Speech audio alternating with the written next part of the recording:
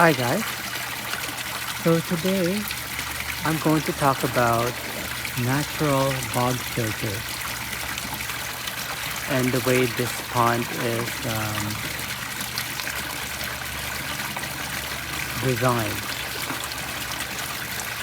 Not purposely designed, it's just the way it turned out to be. And this is my first pond, and I'm very quite happy with the way it turned out. It just happens to be.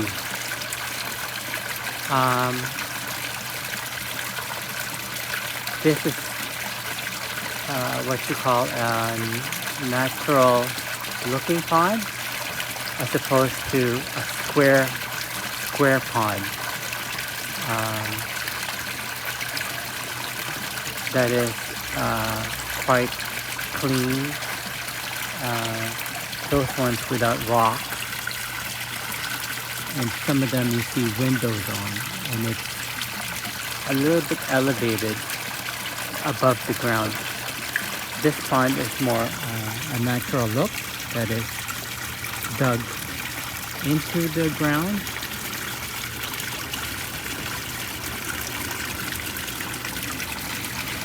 The way this is made is with a liner and with rocks all the way around the pond. Not inside the pond, and I don't have rocks at the bottom of the pond. But it's just natural around the perimeter. Well, natural looking around the perimeter of the pond. So what turned out when I did this design of pond is what happens is that in between the rocks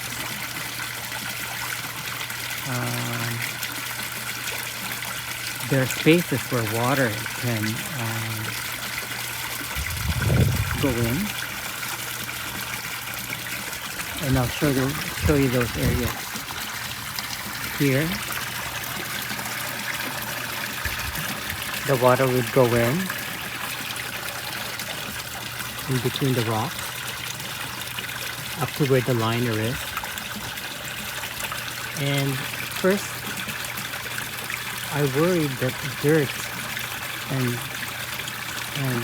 crud will go in there and pollute the pond.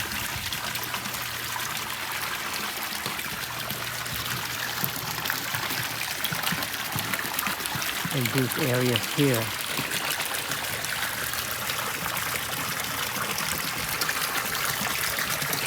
But over the years, I become less worried about it, because I learned that soil and just organic stuff that ends up being in between those ponds, between these rocks, could be beneficial in housing beneficial bacteria. So you can see here that soil can get in there, and dead leaves fall in there, and they deteriorate and decompose, and they are decomposed by bacteria that could be beneficial for the water quality. And what happens too is that in between those, between these rocks, I can put in plants, and they would grow in between the rocks, and the roots will take off, and you know, they would die and then they would decompose. And when they do that, sort of soil becomes established, such as this boggy area here. It's bog, it's you know, boggy, it's wet, and it's like a bog kind of ground, boggy ground. And what happens in these boggy areas is that filtration happens.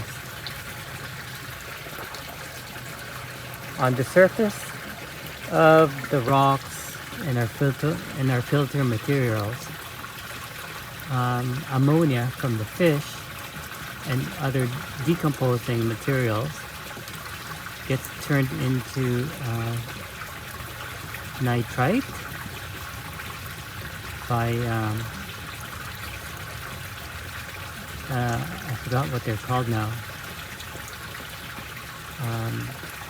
nitrous ammonias, and then they get turned into nitrates.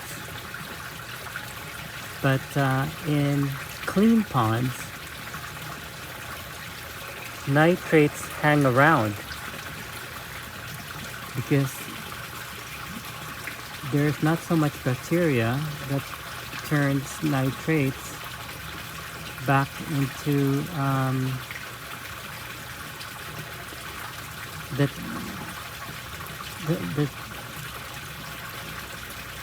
turns nitrates and turn it into gas material that can gas out of the pond. So these type of bacteria are called anaerobic bacteria. They turn nitrates into I believe it's nitric oxide, and those dissipate into the air and leaves your pond, so you don't have to do so much water changes, and it makes your water quality healthier for the fish.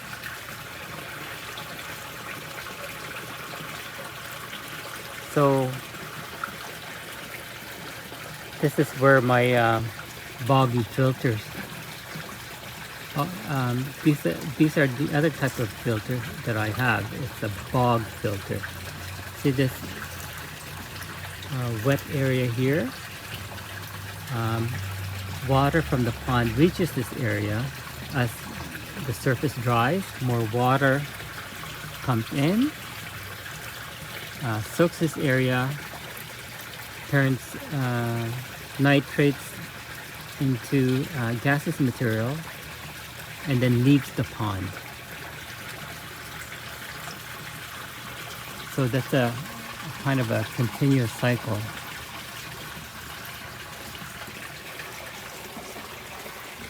Here's kind of a newer area. You know, like twigs and stuff, leaves get in there, turns into soil, a boggy soil, and it becomes a bog filter. So nowadays I don't worry about dirt and leaves going in there and decomposing. I find that eventually plants will grow in there, whether plants that I've planted or plants that would naturally just grow in there. Well, these plants here I planted not in this particular area. It just happens to get lodged in there. I grew these watercress over in that area, but somehow it ended up in these areas between the rocks, and you can see them growing here in the liner.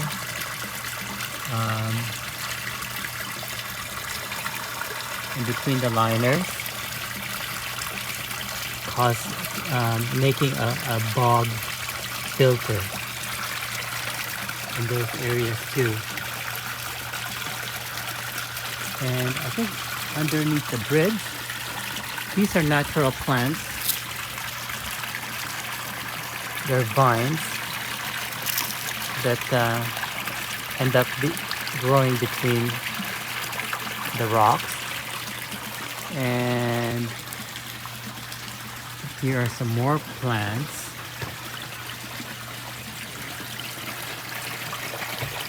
They snuck their roots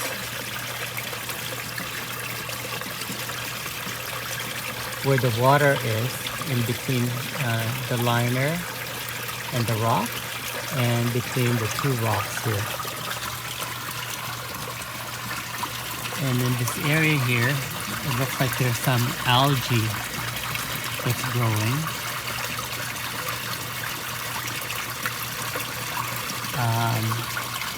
Not only are the bacteria in the bog area able to take up nitrates, but also the plants, of course. But somehow, I think the actual bog type bacteria, the anaerobic bacteria, they take up more nitrates than the plants, because somehow the plants and the algae come and go, but the bacteria are always there if you don't remove them. In my case, I can vacuum it up and clean it up, but I don't do that too often anymore. And sometimes I have old filters that I didn't want to kill the bacteria by just throwing it out, so I just dump it under the bridge here. See, there is some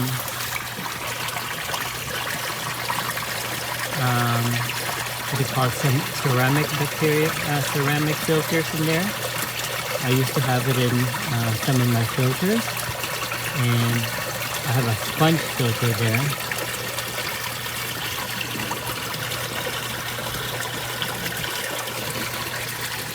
And my old air stones that are there, they house anaerobic bacteria.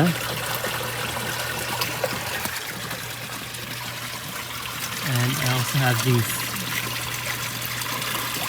old sponge filters here. It's full of junk and muck that houses anaerobic bacteria. I just leave it there.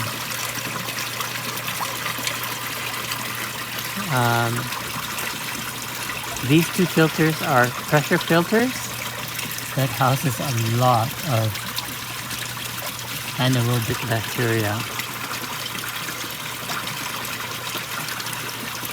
I never cleaned these filters for 7 or 8 years, and they never get clogged. I have 2 more of these filters that runs from the pond into the basement and then out again into the pond.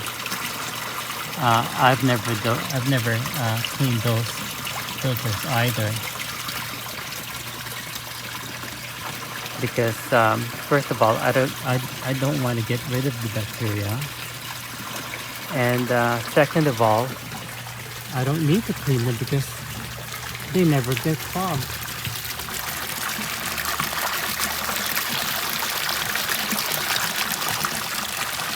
The only filters I clean are these 2 filters here, my 2 skimmers.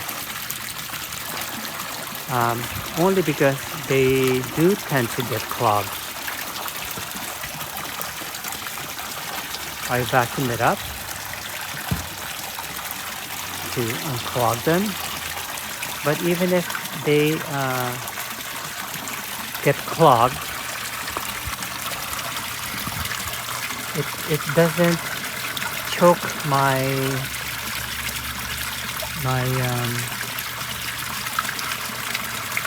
it doesn't choke the pump, because let's say it gets clogged, somehow the water still gets in,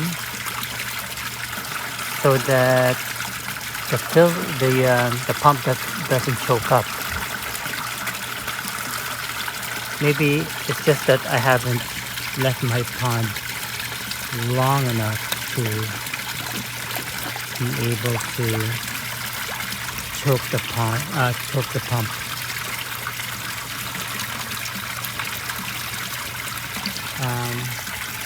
This filter here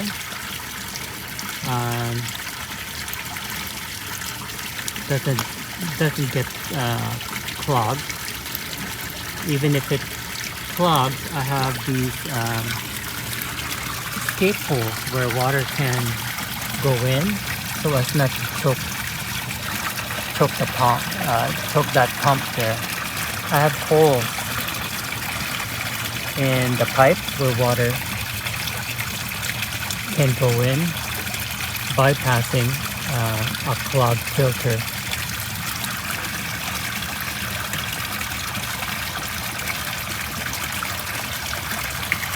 So these are my old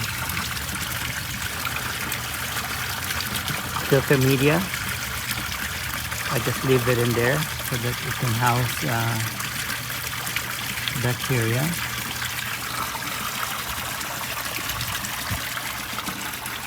And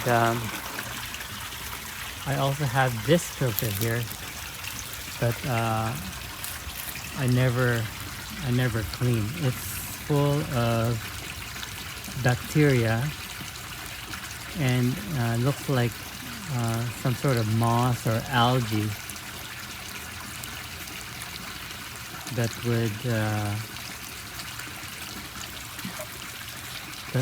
would go green. Sometimes it would go brown, but if I disturb this, you can see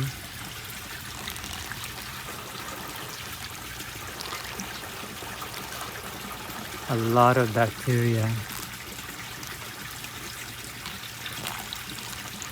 The water gets murky if I disturb it.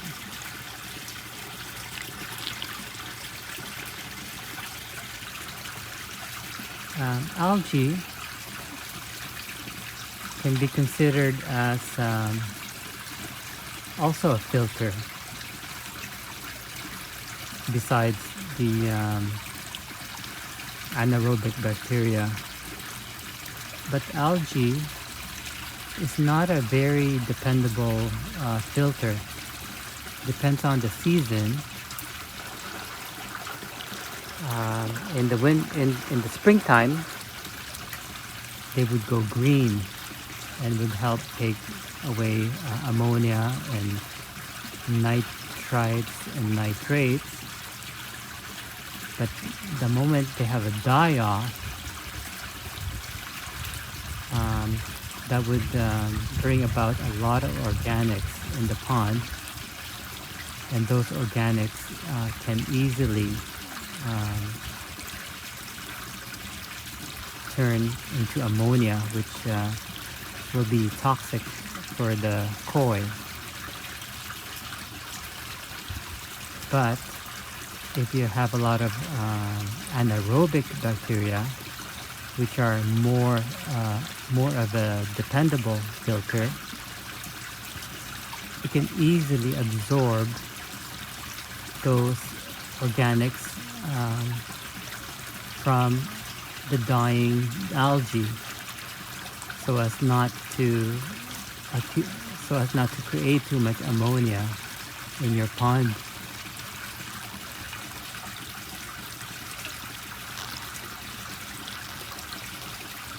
And if you have a lot of bacteria in your filter system and in and around your pond, when you do have dying algae or those floating algae that's making your water green in the springtime, you won't need UV sterilizer or UV filter to clarify your pond.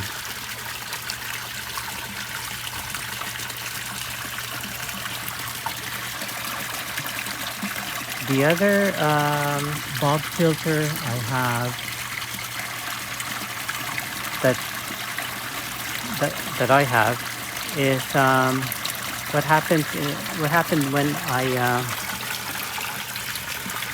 dug this pond and put a liner in it. I wanted a smooth surface, so what I did is sank one of those preformed plastic pond. I think it's about 4 feet by 8 feet wide and about 2.5 feet in depth, and I sunk it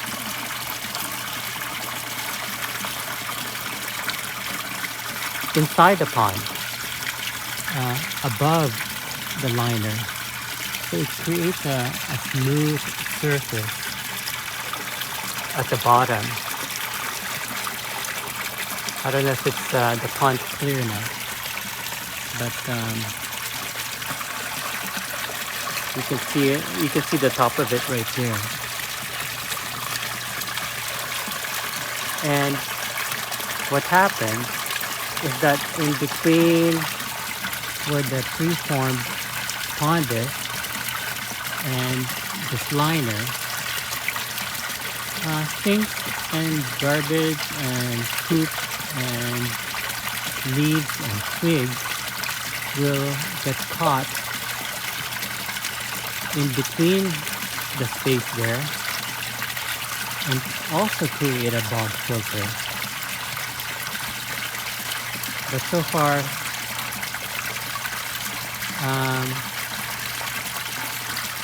nothing has grown out of it. There's no plants, but I just know there's like something boggy in between there over the years of having had this pond. So I've had this pond for about 10 years now. Initially, I was concerned with all the junk that's getting in between the preformed pond and the liner. I thought maybe that would cause a health hazard for the koi, that it would create a lot of pathogens like bad bacteria, but I'm less concerned about that now. It just turned out to be more beneficial than of a disbenefit.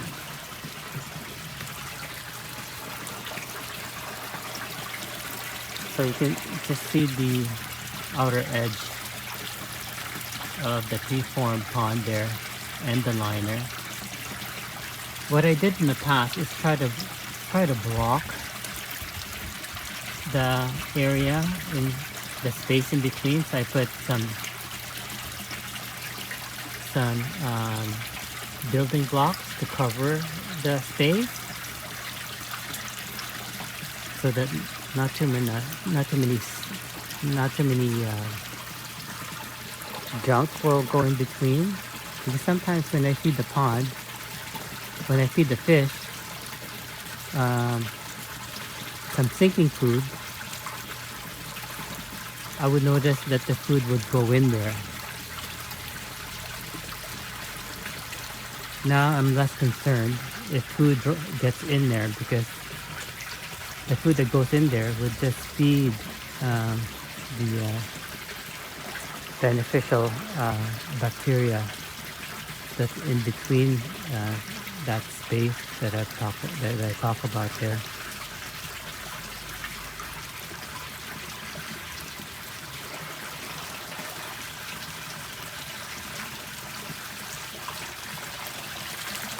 And these days, I'm not so concerned about the water quality. I really can't remember the last time I test the water quality in this pond. And as the years go by, I'm less concerned. And over the years, I'm changing less and less water, because I know the more bacteria I have in and around this pond here,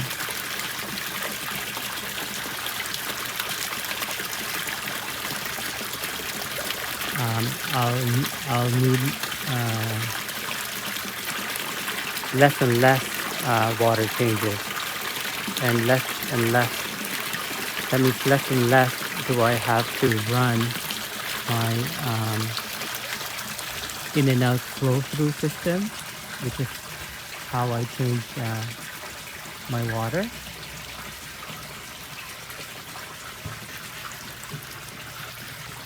See these leaves here? They will deteriorate and feed my healthy bacteria.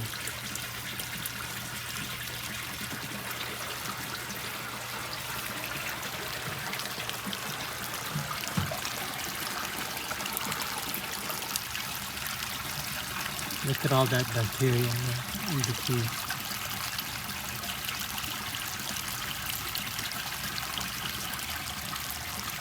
In between the algae. It seems like as the algae dies, what happens is the bacteria gobbles them up, and turns algae to one of them. Sorry if I had to cut the video and insert this part here, because I forgot to mention a couple of more points. And sorry if this video didn't flow as good. One of the points is that, well, if the bog filter is so important, how could I create more? If I was to start all over again, I would create more of these spaces between the rocks. But then I have certain limits as to how big the footprint of how big this pond could be. One thing I could do is put more rocks in this little platform here and create more bog areas. Put in more boulders and rocks where the fish, where water can go in and out, but not the fish can go in between those rocks. And that would create bog areas where soil can be produced. But then that would also limit the swim areas, you know, where the fish could swim. I also have some more platform over here, so I can put more rock.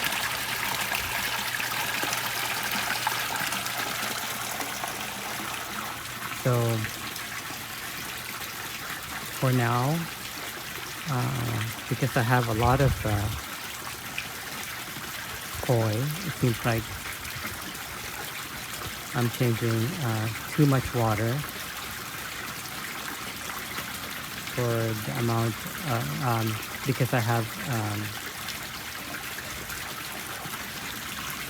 I feel like I'm overstocked because I have 6 large koi, and recently I just discovered a baby that's living in my pond, so that makes 7. And I find that I can't feed the fish too much or else the water will get dirty. You know, that's why I can't feed too much. I don't want to create more boggy areas because I want the fish to have more swimming areas. That is one way. Another option I have to create more bog areas, but I'm choosing not to do that right now. So, you know, the more the bog areas, the better. It's another point, but I can't do that right now. But also another point about bog filters is that I believe it prevents parasite infestation. You know, there's I believe there's like always parasites on koi. It's only when they get stressed that they over proliferate, and when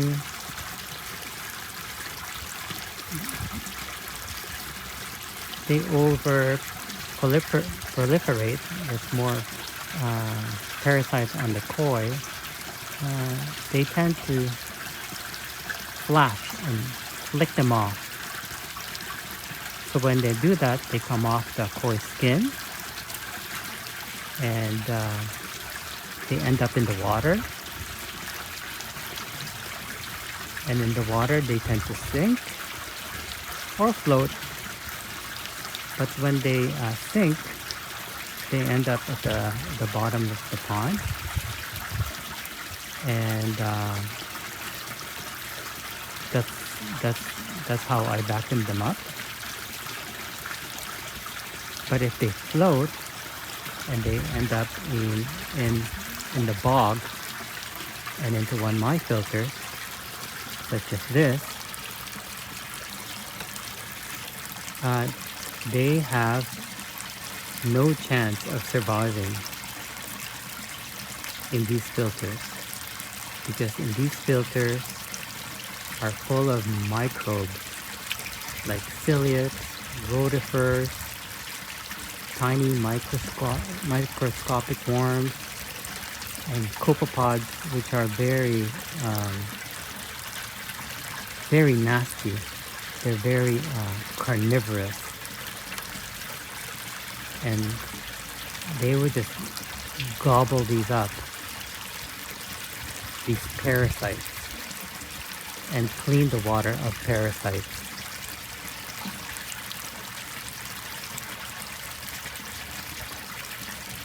So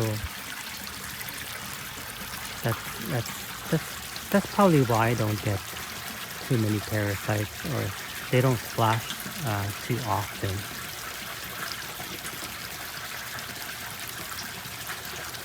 The other bog filter, which I believe is very important, is not a water filter per se, but it's a parasite filter. And this bog filter is in the koi's gut. It's in their stomach, or in their intestinal lumen, where poop is formed. So if ever there's parasites at the bottom of the pond, or in the water column that they happen to flick off, koi, they suck the liners and surfaces, even the bottom of the pond. They suck in the parasite, because I think that's what they like to do. If they have a healthy gut microbiome, a healthy poo in their stomach,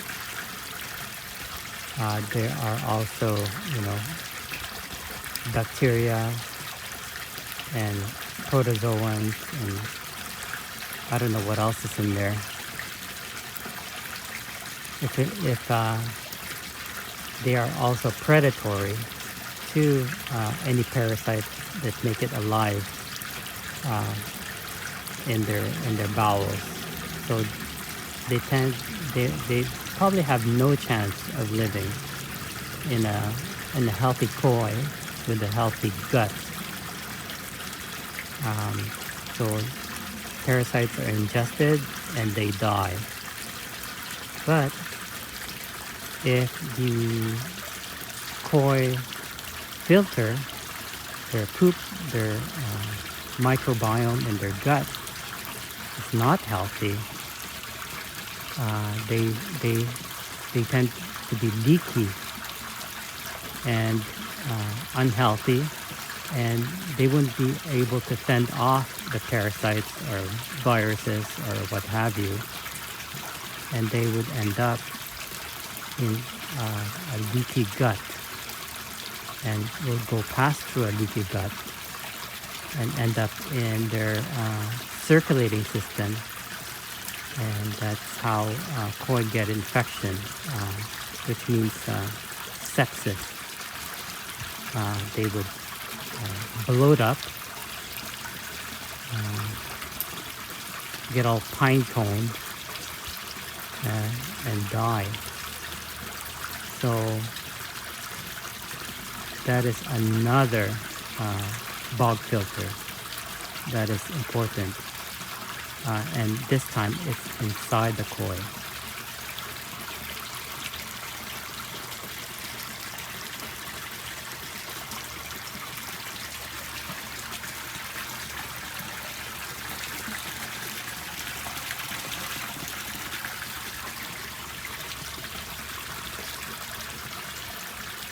So I just want to make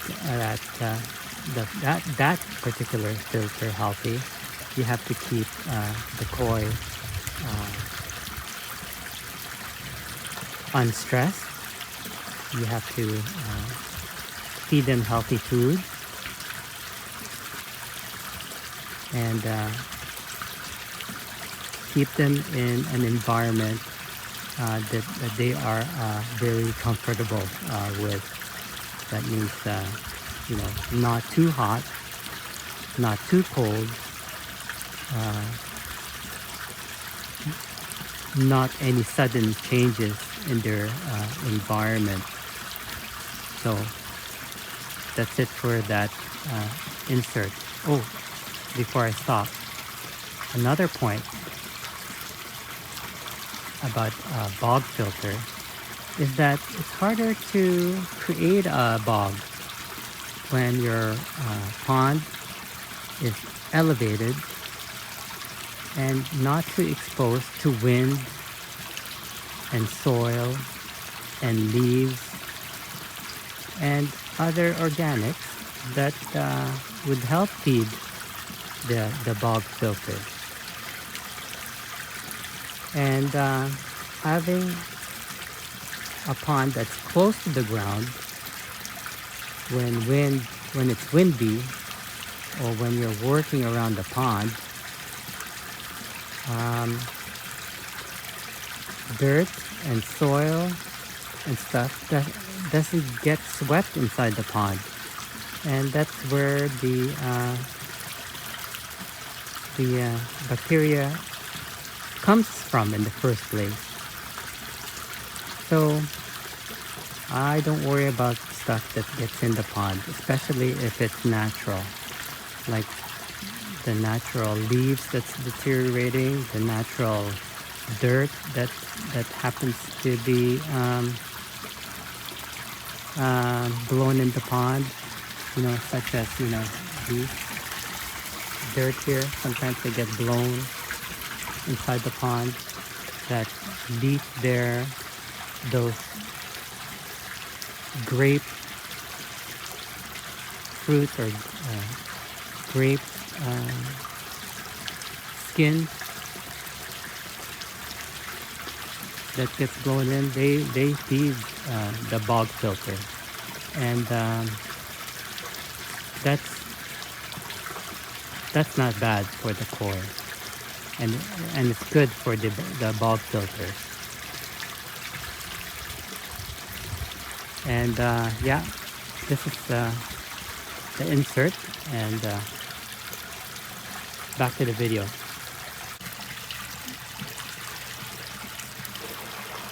But then again, it's all about balance. You don't want too much of a good thing because it turns into bad. That's why I still have to vacuum the pond to keep it nice and clean and balanced. So I hope that helps in terms of how my pond works, and I hope that explains that there are more than just the nitrifying bacteria that is important to our pond, and that there is the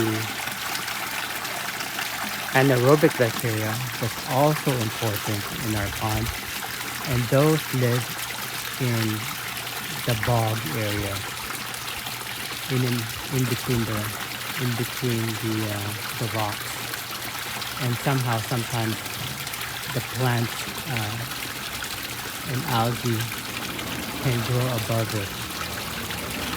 Anyway, so until the next video, thank you guys for watching. Take care, everybody.